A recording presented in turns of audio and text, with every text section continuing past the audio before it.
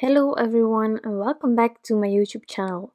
Today I have another Halloween card to share with you, this time using some Hello Bluebird products, Crafty Meraki, and my favorite things. So first of all, the star of this card is the stamp set called Frightful Little Bits from Hello Bluebird. I stamped them out on Transotype perfect coloring paper using Gina K Design Amalgam ink, Obsidian black. Now I'm doing some Copic coloring, but as you can see I have pumpkins, I have ghosts, and that's all there is. So there aren't a lot of Copic markers that I used in this card, but it's not needed either. There is also this adorable bat in this stamp set, and truly I love each and every image. I got this stamp set last year, or beginning this year. It arrived because I ordered it when it was restocked after the amazing release where it was sold out immediately. So I have had this set for a while now, and it's finally close to Halloween, so I definitely had to use it before Halloween this year. So I'm really glad that I got to create this card because I had a lot of fun, and it's truly simple to make. Another item that I'm using today is the Barn Mini Slimline die. As you know, it's my favorite slimline die from Crafty Meraki, in this case the mini slimline, but Crafty Meraki also has this one in the slimline version, which is also my favorite from the slimline dies that they have. So therefore I thought mixing and matching my favorite die with this adorable stamp set would work very well. Now another thing that I used was the Itty Bitty boost for my favorite things. I have said it in the past in other videos, but it's such a handy sentiment set. Well, it's not the only one, because my favorite things has been releasing different Itty Bitty stamp sets or Bitty holiday wishes and all those things, and these sets are so handy because whichever occasion you have, there are so many options to have a gorgeous sentiment to come along with it. And so today I played a bit with the spooky vibes of the ghosts, and therefore I have a lovely birthday sentiment from this Itty Bitty Boost stamp set for my favorite things. And then of course, to top this card off, I'm also using my favorite pattern paper, and you know which one it is. It's the Petite Gingham paper pad from my favorite things. You know it. This truly is my favorite pattern paper pack, and just nothing has topped it so far. It just hasn't been done by anyone else, so combining these things all together, I think it led to my favorite Halloween card for this year. I truly think it is. So I don't know if you had a favorite this year, but I know this one was mine, and I know that it will not be sent out. I need to stop hoarding cards, but I just love it so much and I love watching it, so it might be that I just put some cards for myself next year from the theme that I'm creating for in front of me to get inspired by previous cards that I made. I don't know, I'm just trying to have some sort of a reason to not send specific cards that I made. But I'm sure that you also have the same with some cards that you think, well, that one is not leaving my house right now. So yeah, here for the ghost, I try to leave like that white border. You know it already. It's just the idea of having a bit of a rounded feel.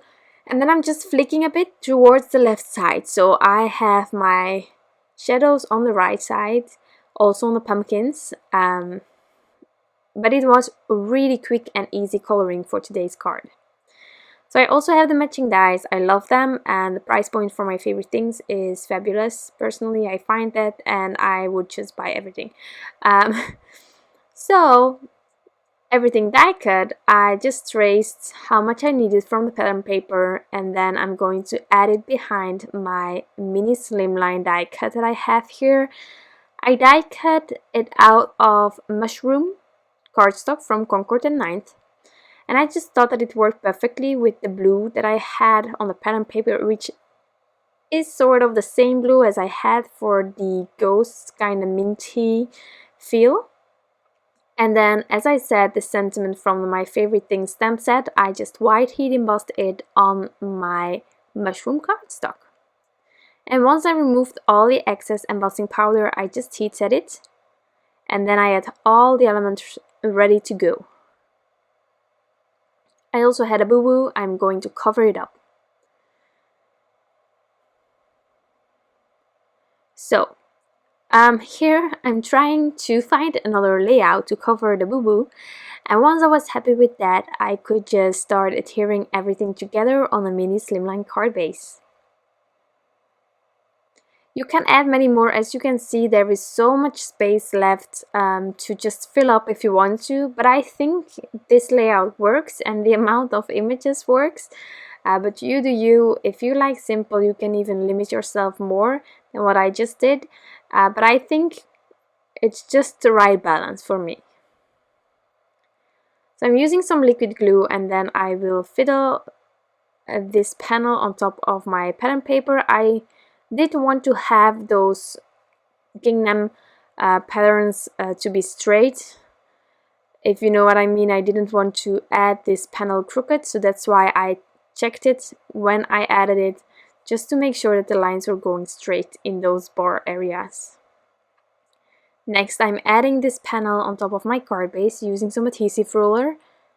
And then I'm going to add all of the images using some foam squares. These are thin foam squares, perfect thickness. And I'm just going to play around and get everything how I laid it out previously.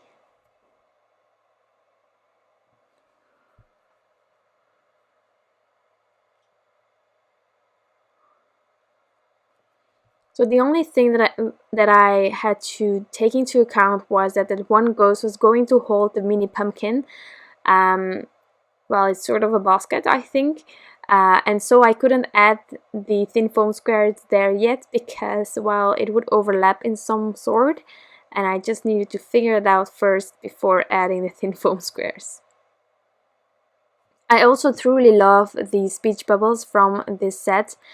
And I just recently got a Halloween set that was released this year, but due to custom stuff and all those things, it arrived a bit late to still use it this year. So that will be for next year. So I already have a stamp set at Halloween this year for next year, which is a bit crazy. But at the same time, can you ever be early enough with purchases of several stamp sets? I don't think so.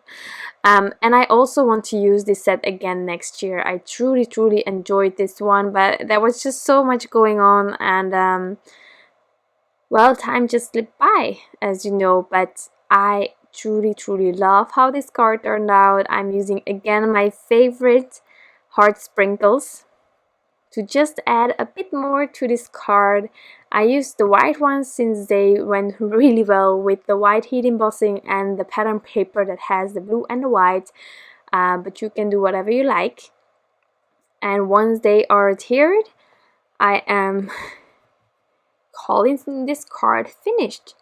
You can do so much more if you want to. Definitely don't stop if you want to add more things. But this is my card and I truly enjoyed making it. I hope that you enjoyed the video and the whole card making process. I want to thank you all for stopping by and taking the time to watch this video, and I hope to be back really soon. Bye!